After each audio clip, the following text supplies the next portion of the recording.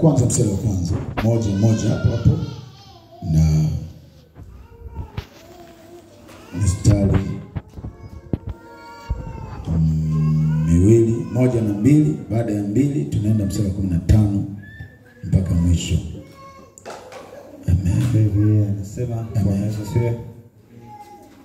ya kwanza mstari wa kwanza mpaka 2.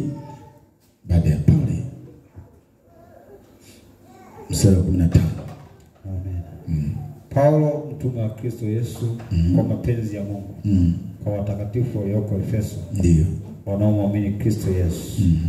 Neema na iwe kwenu na amani zitokazo kwa Mungu Baba yetu na kwa Bwana Yesu Kristo. Amen. 15 mstari wa 15. Kwa sababu hiyo mimi nami tangu nilipopata habari za imani yenu katika Bwana Yesu na pendo lenu kwa watakatifu wote, siachi kutoa shukrani kwa ajili yenu, nikiwakumbuka katika sala zangu. Mungu wa Bwana wetu Yesu Kristo, Baba wa utukufu, awape ninyi roho ya hekima na ya ufunuo katika kumjua yeye.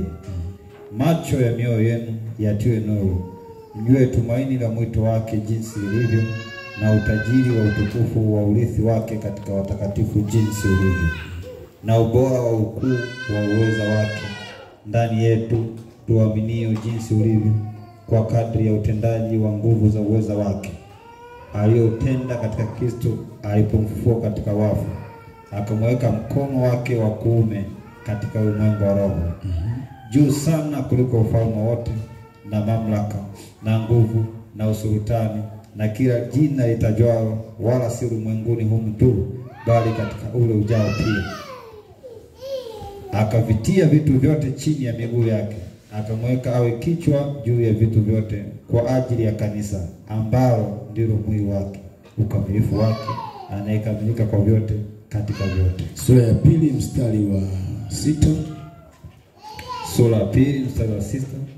Akatufua pamoja naye, akatuketisha pamoja naye katika ulimwengu wa roho katika Kristo Yesu. Amen. Inatosha sisi kwa kuanzia. Biblia inazungumza juu ya kanisa la Waefeso. Mstari wa kwanza anasema kwa watakatifu walioko Efeso. Paulo, mtume wa Yesu Kristo, kwa mapenzi kwa watakatifu walioko Efeso, wanaomwamini Kristo Yesu, walioko Efeso. Sema Efeso. Kati mwingine tungeweza kusema tu neno Efeso, lakini Efeso haitakusaidia kitu kama hautakuwa na akili ya kukataa kuonewa. Efeso ilikuwa ni mji ulioonewa, kwa ni mahali ambapo pameonewa sana. Sasa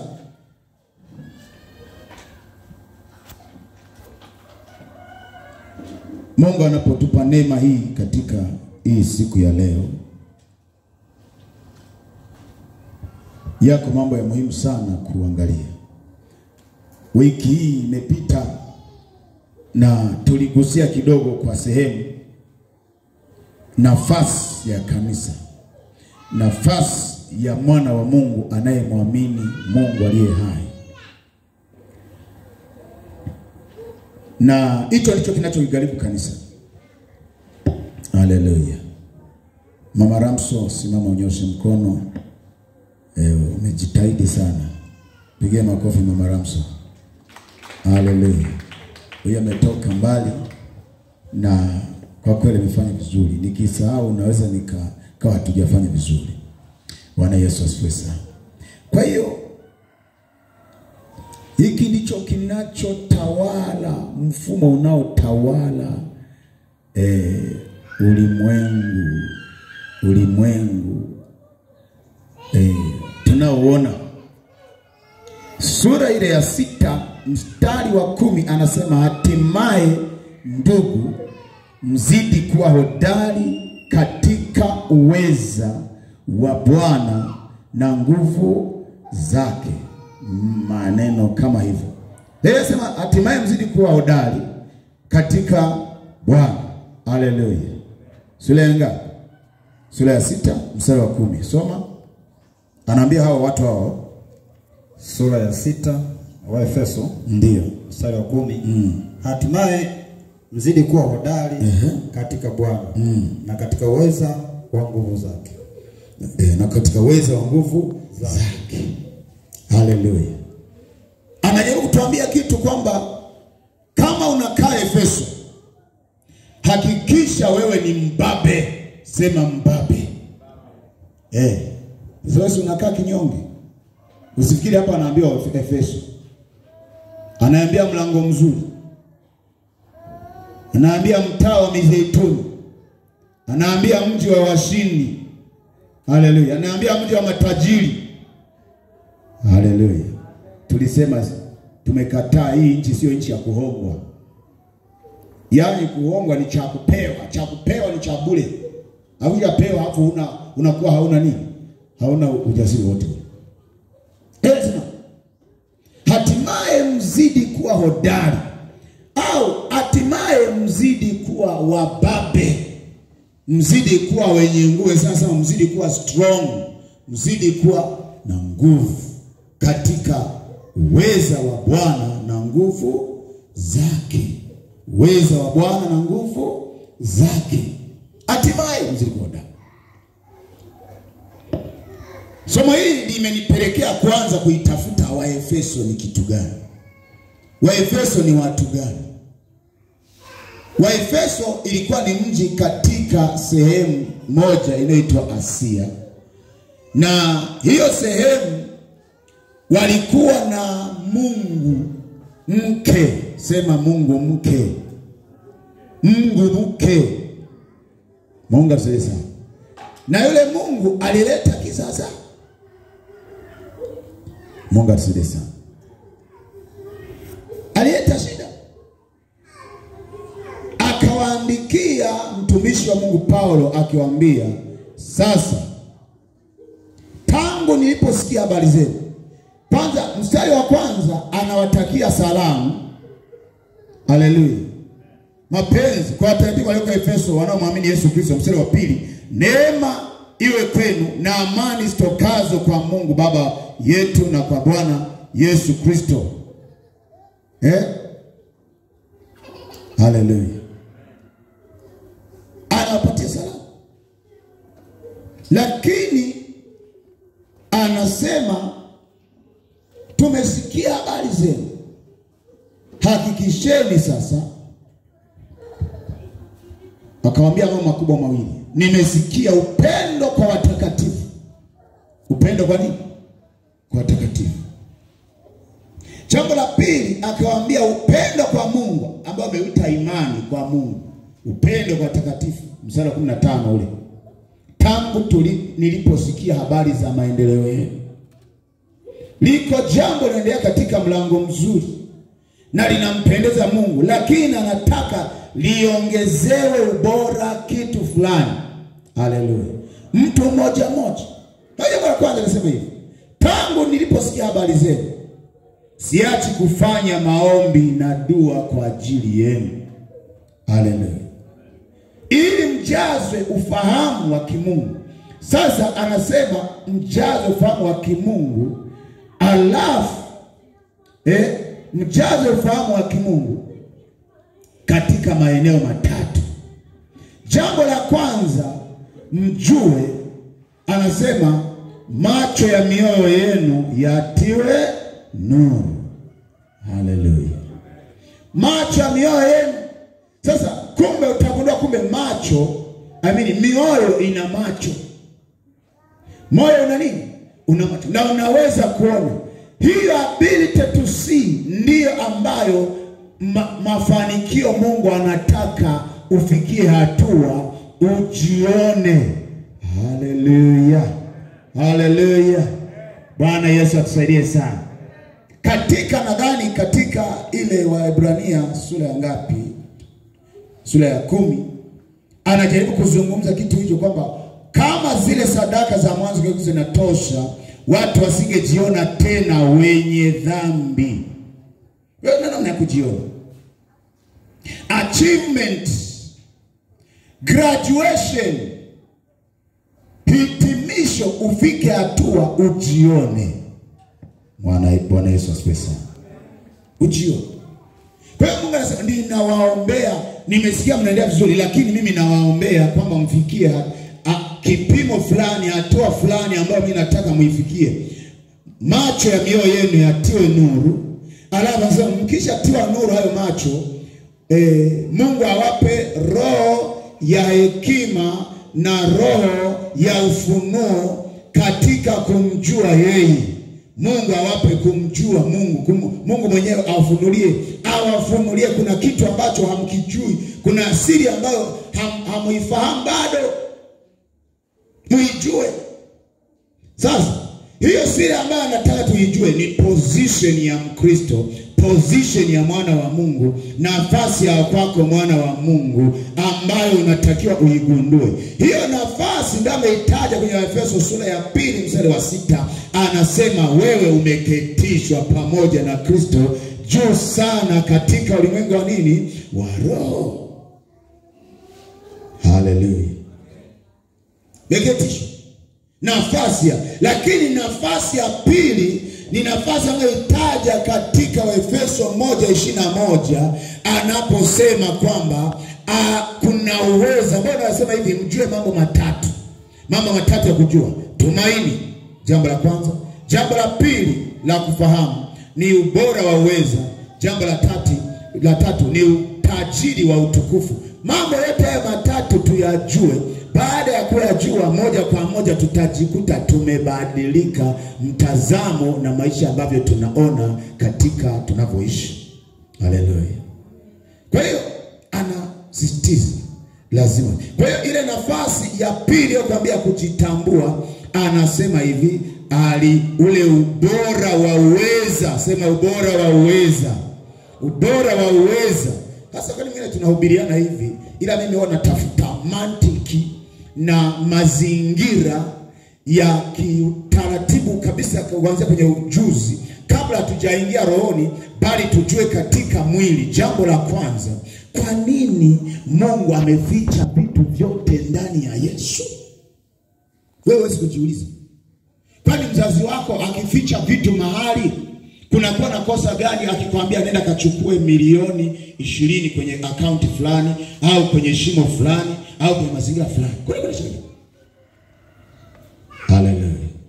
Jambo la kwanza mimi ambacho nimejiambia na najua hata wewe pia utafahamu. Asubuhi hapa wakati tunaomba nikazungumza katika maombi, nikasema mambo kadhaa. Jambo la kwanza, Mungu alitupendelea wanadamu. Ukisoma Waebrania sura ya 1 kuanzia mstari wa 7, anasema mwanadamu ni nani? Yule mwanadamu wa kwanza, kusema ukweli, alikuwa anamzungumzia Yesu Kristo. Haleluya. Kwa hiyo tunakuja kupata derivative kutoka kwa Yesu Kristo, kwa sababu Yesu alichukua mwili, akawa mwili atoka wapi? Mbinguni. Sema Adamu wa kwanza anatoka udongoni na anafanana na wa udongo, lakini Adamu wa pili anatoka wapi? Mbinguni. Wewe unatoka wapi? Mbinguni. Adamu wapi? Kwa hiyo mwanadamu ni nani? Katika Waebrania 1 mstari wa 1 mstari wa 7, mwanadamu ni nani mpaka umwangalie? Umemfanya sijui punde, sijui mkubwa kuliko malaika. Sawa? Kwa hiyo heshima ya kwanza Mungu ametupatia, ambayo tulikuwa tuseme shikamoo Yesu, ni kitendo cha Mungu kuja katika kundi la wanadamu. Anasema katika Waebrania sura kama ya pili anasema hakika hakuchukua katika namna ya malaika, lakini alichukua namna ya nini? Ya binadamu. Bwana Yesu asifiwe. Automatically. Hata kwenye ukoo wenu kisha sikia kwamba ndugu yetu yuko bungeni, unasema tayari tumeshafanyaje? Unamsikiaga yule kapeta, yule mbunge, yule waziri, yule kapeta, yule ni kaka yangu. Mbona hiyo ni swala tu ambalo linani. Kwa hiyo sisi pia kwa Yesu Kristo kukubali, akaja katika, kwani asema hachukui namna ya malaika. Hakutoa namna ya malaika. alikuwa na nafasi ya kusema mimi kuna sema hivi, angezaliwa ameangapo kwa hata azaliwe tembo. Sawa? India wanaabudu nini? Tembo. Sasa wanaabudu kama Mungu. Angezaliwa tu race nyingine, angefarika hata jua. Hata nini? Hata jua, hata mwezi. Yeye sema hivi, nataka huyu nimemchagua mheshimiwa mwanadamu. Haleluya. Haleluya. Kwa hiyo alimchagua si kwa ajili ya nini, lakini ili amtukuze. Na sisi tunaye kuhani mkuu ambaye amekuja kutoka mbinguni ili atutukuze. Bwana Yesu asifiwe. Kwa nini ile kundi la pili nilolisema, nafasi ya pili ni pale ambapo anasema alipomfufua Yesu Kristo. Haleluya. Alipomfufua Yesu Kristo kutoka kwa wafu, akamketisha juu sana kuliko ufalme. Haleluya. Haleluya. Usisahau mada yetu, mimi sio kuonewa. Haleluya. Mimi ninaonea, sio kuonewa. Na hili neno ni la kwako. Bwana Yesu asifiwe. Hii ndio inachotupatia amri juu ya takataka. Tulisema wiki iliyopita tulizita nini? Takataka zote. Anasema falme alimweka juu sana juu ya falme. Na mwishoni mstari wa 22 anamalizia anasema hivi, kwa ajili ya kanisa. Sema kwa ajili ya kanisa. Kwa ajili ya kanisa. Kanisa ni nani? Kanisa ni wewe. Haleluya. Macho ya mioyo yenu yatiwe nuru. Sema macho yangu yatiwe nuru. Mimi ni nani sana. Nilikuwa naambia kaka yake na huyu mama aliajiriwa Sikonge serikalini. Alipokutana na wenzake wanaosoma masters, akatupa baskeli na kazi ya serikalini, akaachana naye. Baada ya kujitambua yeye ni nani. Kwa hiyo kuna nguvu katika kujitambua wewe ni nani na umeketi wapi. Nafasi yako ni ipi? Umekalia nafasi ya mwingine na nafasi yako umefanya nini? Umeitelekeza. Umemwachia nani? There is a position for yourself. Kuna position yako juu sana. Sema juu sana. Wote wanakuonea ni kwa sababu ulikuwa hujagundua, ila leo umegundua. Umeketishwa na Yesu Kristo juu sana. Sema juu sana. Yaani tafsiri yake inaweza isiwe juu sana, lakini unajua kitu kikiangalia kwa kizalao. Haleluya. Haleluya. Zaburi ya 2 soma mstari wa 4. Bwana anawaangalia maadui zake hapa anacheka. Haleluya. Na mimi sitaki kumtaja mtu mmoja hapa alinipa hilo. Alizungumza hivyo kwa namna ya kucheka. Biblia inasema, amen. Zaburi ya 2 mstari wa 4. Yeye aketie mbinguni. Yeye aketie mbinguni. Anacheka. Bwana anawafanyia dhihaka. Bwana anawafanyia dhihaka. Anafanya? Anzia mstari wa 3. Na tuvipasue vifungo vyao. Tuvipasue vifungo vyao na kuzitupia mbali nasi kamba zao. Kamba zao tuzitupe mbali. Yeye aketie mbinguni. Yeye aketie mbinguni. Anacheka. Bwana anawafanyia dhihaka. Bwana anawafanyia dhihaka. Ndipo atakaposema. Ndipo aliposema. Nao kwa hasira yake. Ndio. Na kwa fadhaisha. Na kwa fadhaisha. Adhabu yake. Tafsiri yake nini? Asante mtumishi. Tafsiri yake nini?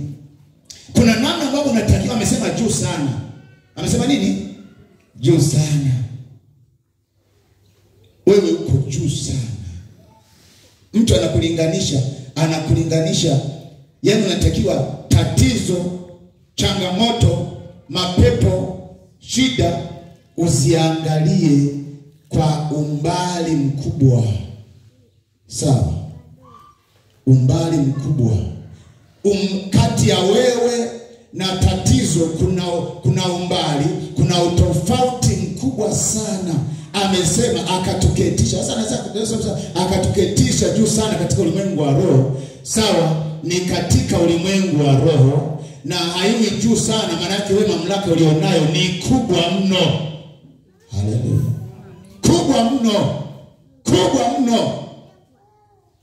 Kubwa mno. Kubwa mno kwa nini? Kulinganisha na hicho unachokiona. Mtazamo wako lazima uone. You see, there is a difference, a very big difference. Hallelujah. Tofauti kubwa mno kati ya mapepo. Ametaja pale vitu kama vinne: ufalme, usultani. Unajua usultani, niliwaambia mimi na mshemeji, niliwaambia kuna mtu alimwiba dada yangu mmoja anaitwa sultani. Pengine hata kama ujui, historia ya Zanzibar yenyewe inaeleza kwamba kabla hawajatawala wananchi wa Zanzibari, walikuwa wanatawaliwa na nani? Na sultani. Wako inawezekana kama uelewi sasa, basi unaelewa hivi. Wananchi wakaona tena, ndio maana sema hivi sultani, kwa sababu hata sultani wa Zanzibar alikuwa anawatesa. Paka watu wasema, Allah, unalima na uko anavuna sultani. Unafanyaje unakula sultani? Unabeba mimba anakula sultani. Wakasema Wazanzibari wenyewe waliamua kufanya vitu vyao. Sasa wewe unaenda kusema baba sultani wewe. Lolote sio linalotajwa leo. Si unajua matatizo ya majina. Hakuna tatizo sio na jina. Sawa? Jingine inaitwa kansa, jingine inaitwa nini, jingine inaitwa mapepo, jingine inaitwa nini? Mungu asifiwe sana. Jina lolote lile utakalo likumbuka, au basi halina hata jina basi. Zingine nasema sina jina.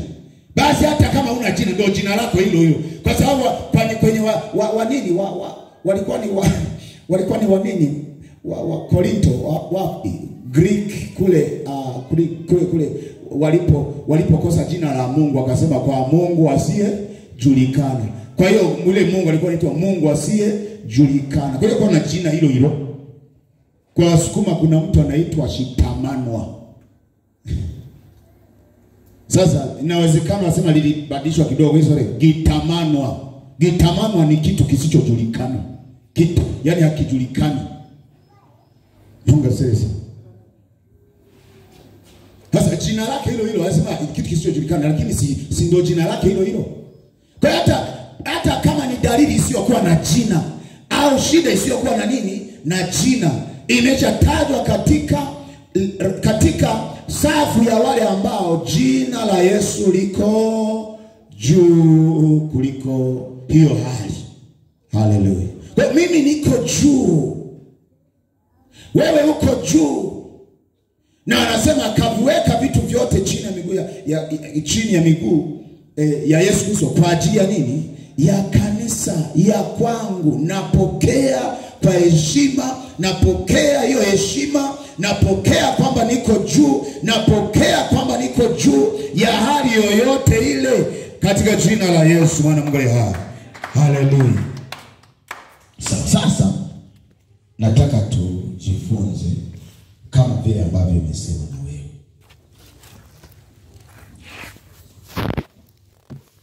Waefeso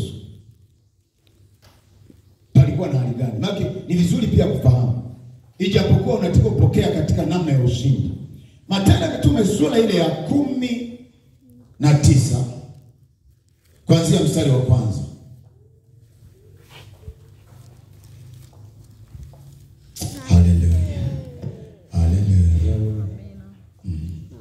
Matendo ya Mitume sura ya 19 kuanzia mstari wa kwanza unasema ikawa Apolo alipokuwa Korinto, Paulo akiisha kupita kati ya nchi za juu akafika Efeso. Akakutana na wanafunzi kadhaa wa kadha huko. Akawauliza, "Je, mlipokea Roho Mtakatifu mlipoamini?" Wakamjibu, "La, hata kusikia kwamba kuna Roho Mtakatifu hatukusikia." Akawauliza, "Basi mlibatizwa kwa ubatizo gani?" wakasema kwa ubatizo wa Yohana.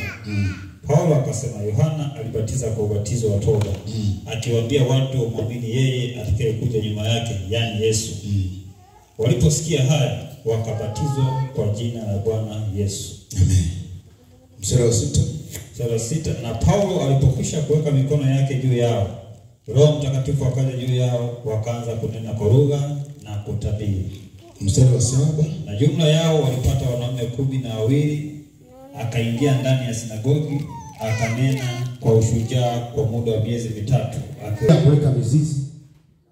Lakini wakati anaweka mizizi, hawa vijana tunaowasoma, mara nyingi tumewataja katika ubaya sana, lakini shida yao haikuwa ubaya. Shida yao ilikuwa ni kwamba hawajajifunza somo hili la kukaa juu ya mamlaka zote. Kuto kujua. Kumbuka kwenye Waefeso tumesema macho ya mioyo yenu yatiwe nuru, ili mjue, ili Mungu awape kujua nguvu na mamlaka ambayo iko ndani ya Yesu Kristo, na ambayo ndiyo inatufanya tunakuwa juu sana. Tunaketi pamoja na Kristo, tunahukumu pamoja na Kristo, tunaharibu kazi zote zile za shetani, si kwa sababu ni sisi, bali kwa sababu tuko na Yesu Kristo. Haleluya. Bwana Yesu asifiwe sana. Ndio maana hapa mstari wa 17, habari hii ikajulikana na Wayahudi wote na Wayunani waliokaa Efeso, hofu ikawaingia wote kwa jina na jina la Bwana Yesu likatukuzwa. Lilitukuzwa kwa sababu gani? Kwa sababu ya ushindi ambao Mungu ameweka ndani ya mtumishi wake Paulo. Ile hali ya kujijua, ile hali ya kuelewa kwamba mimi sio mtu wa kuonewa, nafasi yangu mimi nimeketi pamoja na Kristo. Juu sana. Juu sana. Kwa hiyo hili neno juu sana halikuwa ndani ya hawa vijana. Mimi nasema walikuwa wako 7. Na nikajiuliza, je, kupunga pepo ilikuwa ni biashara mbaya? Haikuwa biashara mbaya. Kimsingi kupunga pepo ilikuwa ni kutoa pepo. Mungu asifiwe sana. Kwa hiyo ni kama kazi ambayo mtu yote angeweza kufanya katika Kristo Yesu. Tatizo lao hawakuwa na ujuzi, walikuwa ni watoto wa kuhani. Biblia inasema walikuwa ni watoto wa nini? Wa kuhani, tena kuhani mkuu. Wameshikilia dini, hawana mafunuo ndani ya uweza wa nguvu ya Yesu Kristo. Sasa ukisoma mstari wa 18, naomba tuendelee. Na wengi wa wale walioamini wakaja wakaungana wakidhihirisha matendo yao. Wakaungama. Wakidhihirisha matendo yao. Watu wengi katika wale waliotumia mambo ya uganga wakusanya vitabu vyao, wakavichoma moto mbele ya watu wote, wakafanya hesabu ya thamani yake, wakaona ya kwamba yapata fedha 50,000. Niweke vizuri kwamba hawa vijana walifanya kazi ndani ya Efeso. Haleluya. Uelewe, ninaposema Efeso, wewe chukulia mazingira yoyote ya kichawi. Mtumishi mmoja anaitwa Benson Daosa. Benson anafundisha, anasemaje? Kazi ya mshirika yoyote anayejitambua, cha kwanza kabisa lazima awe na chuki. Awe na chuki juu ya pepo. Awe na chuki juu ya shetani. Na utakumbuka pia hata mzee Kulola naye akasema hakuna urafiki kati ya mwanadamu na nini, na majini na mapepo.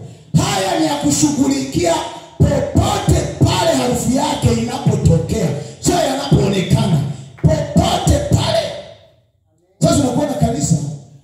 ambalo lina compromise na harufu na dalili na mazingira ya kipepo.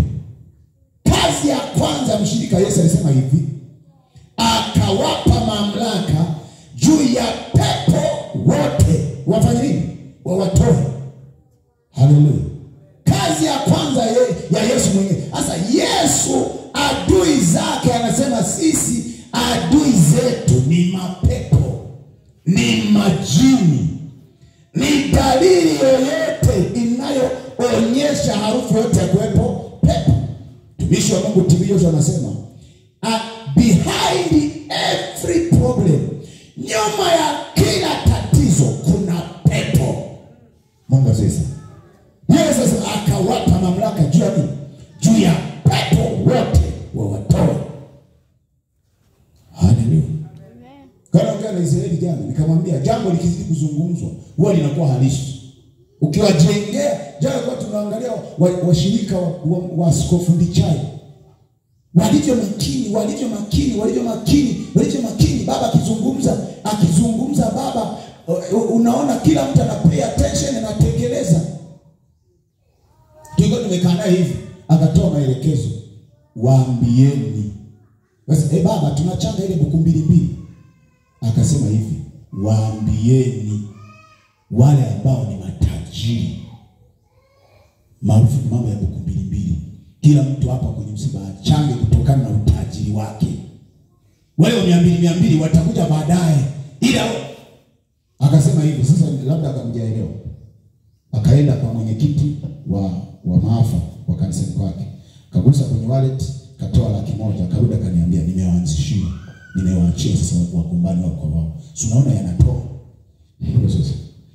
Haleluya. Bwana Yesu asifiwe. Watu wanaojitambua kile baba anachukia ndicho na mtoto afanyaje? Anachukia. Wakati tunapita kwele kwenye makaratasi wakatufundisha kitu kinachoitwa utaifa. Utaifa ni hali ya kujitambua. Watu wanajitambua kama watu wa jamii moja, lugha moja, historia moja, ikiwezekana hata fedha yao ni moja. Wanajijua. Sawa? Kwa nini nikupeleka kwenye utaifa? Nimekupeleka kwenye utaifa nikiwa na maanisha hivi. Kanisa nalo lina utaifa wake. Haleluya. Watu wanajitambua kwamba utamaduni wetu sisi ni huu. Sisi ni mlango mzuri. Pale mzee ameacha kuhubiri injili. Tukasema tukaongea na mama mchungaji, ni kweli ni msiba, lakini msiba wenye faida. Watu wanajitambua. Wewe mlango mzuri pia na haka nako kapite sema sio kapite sema kamefika. Tujitambue kama watu wa moja. Wanasema one person, one people. One person, one word. Watu wa moja. Watu wa nini? Wa moja. Kuna utamaduni ketu. Tukisema ni kuwahi, unawahi. Sio wewe yani wewe ni taifa hili. Wakati huo una tabia zako nyingine kabisa za Kinyarwanda. Yaani tabia yako yani wewe ni mlango mzuri. Mbona wewe kwanza kabisa hata matendo yako ni mlango mbaya? Au hiyo kanisa itakao kama wewe kweli ni mshirika mlango mzuri, basi wewe ulitakiwa au hata kanisa lako litakiwa liitwe nini? Mlango mbaya, sio mlango mzuri. Hawana utaifa. Mnajitafuta nini wenyewe bwana? Sisi watoto wa mlango mzuri, tabia yetu ni hii. Umbea mwiko. Maombi mbele kwa mbele. Neno kabla ya kulala. Haleluya. Zaka mbele kwa mbele. Haleluya. Hata nipata 200 bora nitoe yote kuliko nile zaka ya shilingi 20. Huko mbele kwa mbele Mungu atajua. Haleluya. Haleluya. Okay. Taifa la Yesu aliwaeleza miiko. Siku moja nachukua miti. Kale kajamaa kalikuwa kadogo hata akakumbuka kanalingana kama hivi. Nikaenda kupanda miti, nikawa nikaonyesha jinsi ya kupanda miti. Akaja mwalimu mmoja anaitwa Mwalimu Mayombo, akaniambia unafanya vizuri kumwelekeza huyu mtoto. Taifa la Israeli, mtoto akizaliwa kuna mambo wanamuelekeza. Wanamwambia adui yako namba 1 ni fulani. Hadithi ya kwanza wa Israeli ni upi? Ni msiseme. Adui wa kwanza wa Israeli ni Kibibi au Wafilisti. Si sawa? Tunaelewana? Sema kwa sababu. Lakini naambiwa pia mpende Mungu wako kwa moyo wako na akili yote na ile nia yote. Na jambo la 3 la msingi, hii ardhi. Sawa? Hii ardhi tulipewa na baba Ibrahimu. Bora ufe mtu asikanyage kugusa kitu kinachoitwa nini? Huu udongo. Hata akija kuchota koleo moja, piga mpaka achie koleo. Haleluya. Haleluya.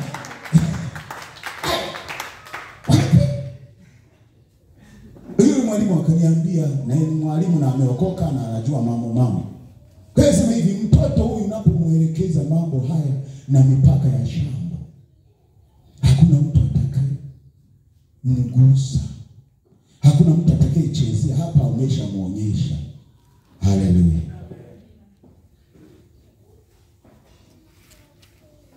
Adui wa kwanza taifa la Yesu akaliambia wa kwanza kushughulikia ni hizi falme, ni hizi mamlaka. Sio? Anaotaja hapo tena kwenye mamlaka. Kwenye mamlaka anazungumza mambo gani kwenye mamlaka? Ni kwenye Waefeso. Maana vita vyetu si juu ya damu na nyama, maana ni juu ya maadui wangapi? 4. Sema 4. Sema 4. Anasema vita vyetu sio juu ya damu na nyama, ila au uadui wetu si juu ya damu na nyama, lakini wako watu 4. Wa kwanza anaitwa falme, wa pili anaitwa mamlaka, wa tatu anaitwa nini? Utatutafutia mzee hapo sura ya 6 hiyo. Anasema wakuu wa giza hili. Wewe unawajua au hawajui? Wewe jua tu kwenye kazi zako wapo watu gani? Wakuu wa giza. Mtumishi mmoja anaitwa Mfinanga, nampenda japokuwa kidogo na yeye kama vile amepitiza kidogo. Amepitiza kidogo, lakini angalau anachoma moto. Akasema hivi. Mfinanga anasema hivi. Haleluya. Tulikuwa tumefika wapi? Tulikuwa tunataja mamlaka zile. Kwa Efeso 6 mstari wa 12. Basi tutarudi kwa hiyo ndugu. Lazima nitakumbuka, Mungu atanisaidia. Haleluya. Umeshapata? Efeso 6 mstari wa 12. 12. Kwa maana kushindana kwetu sisi si juu ya damu na nyama, bali ni juu ya falme, na mamlaka, na juu ya wakuu wa giza hili, na juu ya majeshi ya upepo wabaya, katika ulimwengu wa roho. Hata kama huyajui. Yule Mfinanga asema hivi, tukafanya research na rehearsal na practical kabla ya kazi. Wanafanya biashara ya daga hapa Mwaloni. Kabla hatujafanya kazi yote, asubuhi na mapema tunaingia pale, tunakamata wakuu wa giza. Piga. Wewe umo kwenye kichaka au haumo, utajijua mwenyewe. Si kichaka, tunachoma moto. Piga wakuu wa giza. Asubuhi wateja wanakuja kama wameagizwa. Nimepigiwa simu, wewe ndio unauza dagaa wa show. Mungu sasa. Nimepigiwa simu, mama, wewe ndani yako kuna ubora. Kuna roho ile ubora kama ya Danieli, sio? Sasa ambia hiyo. Nimepigiwa simu, Danieli, wewe una roho bora ndani yako. Ni sura ya 6. Nipigia simu. Wataka kutokea hata ujue atatoka wapi. Sio? Ile Yeremia 17 anasema yule anayemtegemea nani? Mwanadamu. Atakuwa kama fukara nyikani. Sio? Alafu hataona atakapotokea mimi. Sasa mimi ile pale nabadilisha nitaona. Kwa sababu kwenye Waefeso amesema hivi, macho yenu ya mioyoni yafanyeje? Yatiwe nuru ili muweze kuona na muweze kujua. Haya macho yatiwe nuru. Yatoje nuru? Wakati umjue hata adui yako. Ukizidi fanya hivi ndio Mungu atakwambia adui yako ni fulani. Ni fulani.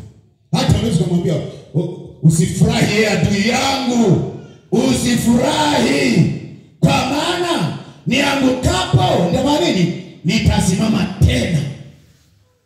Amen.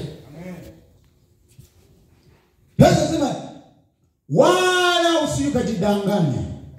Tumesema hivi, mlango mzuri tunaanza morning glory kwanza. Bado jioni glory tunaipanga.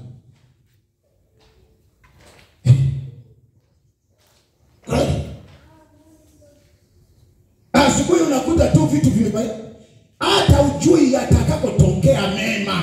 Kule kwenye Yeremia 17 anasema hivi, hataona, alright? Hataona, hatojua. Ila mimi nitaona na nitajua yatakapotokea mema. Kwa sababu mtu asikudanganye, ulimwengu huu umetawaliwa kiroho.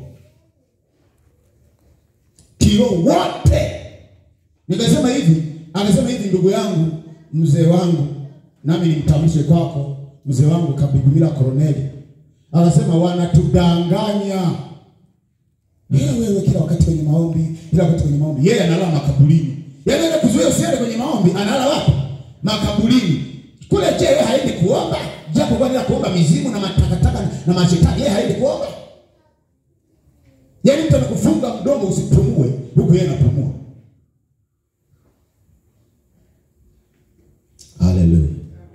Hivi anasema sasa maadui zako ni wanne, wamepewa ile makundi manne. Hata kama haujui wewe sema tu. Alimradi Biblia imesha kutaja wewe adui, maana yake upo, falme upo. Mamlaka upo. Unamaanisha nini lakini wewe upo? Na mimi leo mwanzo kusema haupo, nitashindwa kutandika kuchinja vizuri. Yesu alisema hivi, wale maadui zangu sio taka nifanye nini? Niwatawale. Waleteni hapa leo nifanye nini? Niwachinje vichwa kama kuku. Hallelujah. Yesu anasema waleteni adui wachinje. Leta andiko hilo. Luka 19:27. Leta. Mungu hurumia. Mungu asifiwe. Kwa hiyo Israeli Luka 19:27. Tena wale adui zangu. Weka status. Nasema weka status. Tena wale adui zangu. Wasiotaka ni watawala. Waleteni hapa. Wachinje mbele zangu. Niwachinje mbele yangu. Huyu anayesema hivi ni bosi wako. Idahosa akasema hivyo. Mzee Kulona naye akasema hivyo. Tena akasema hivi, apigishe kwata. Nyuma geuka. Piga mguu kulia, piga teke la matakoni. Piga toka kwa jina la Yesu. Hallelujah. Vita yetu sijana. Sasa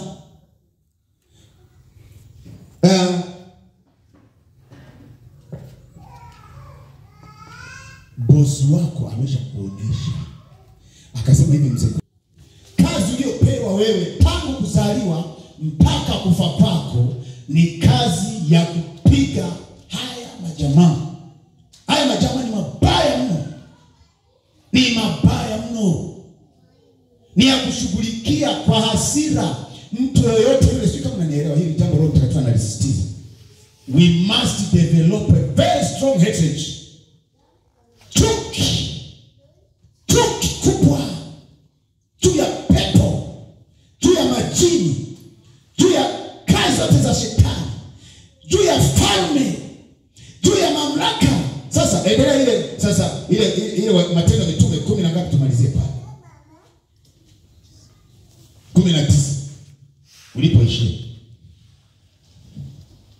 Nataka nikuonyeshe sasa. Matendo ya Mitume 19. Tulipoishia. Nisha 18. Naenda mstari wa 19. Ndio. Na watu wengi katika wale waliotumia mambo ya uganga wakakusanya vitabu vyao, ndio wakavichoma moto mbele ya wao, vikachoma moto, wakafanya hesabu ya thamani yake, wakaona ya kwamba yapata fedha 50,000 vipande vya fedha. Haikuwa kwamba ni kama hela tunazohesabu leo. So vile enzi hizo nadhani walikuwa nakata vipande kama kashata au kama nini, lakini vinakuwa ni vipande vya madini ya silver 50,000. Kazi ya kwanza ya Paulo ni kuangamiza uchawi. Haleluya. Fanya vita juu ya uchawi. Kazi mbaya. Wachawi wakasema kwa mtindo huu